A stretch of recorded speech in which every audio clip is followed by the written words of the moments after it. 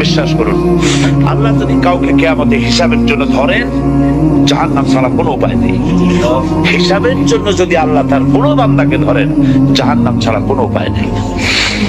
সেই জন্য আল্লাহর কাছে এই দোয়া করতে হবে, আল্লাহ পাক তুমি আমার হিসাব নিবা না, আমাকে ক্ষমা করে দিও।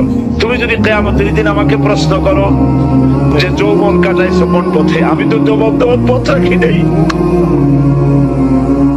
আমি তো আমার যৌবনকে নষ্ট করে ফেলেছি।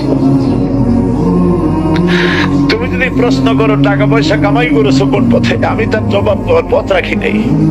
যদি প্রশ্ন করো কোন পথে খরচ করেছো, আমি সেটারও পথ রাখি নেই, নষ্ট করে ফেলেছি। তুমি আমাকে ক্ষমা করে দাও।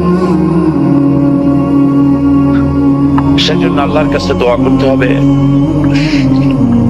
ربنا آتنا في الدنيا حسنة وفي الآخرة حسنة وقنا عذاب النار وادخلنا الجنة مع الأبرار وادخلنا الجنة بغير حساب।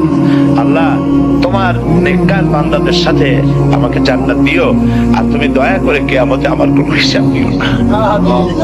মনে করেন আপনি মনে মনে আল্লাহকে বলছেন, আল্লাহ আমি অসুস্থ, আমাকে শিফা দাও, বা আমার রিজিকের টেনশন আছে, আমার রিজিকের টেনশন দূর করে দাও, আল্লাহ আমাকে হেফাজত করো, আল্লাহ আমাকে দিনের জ্ঞান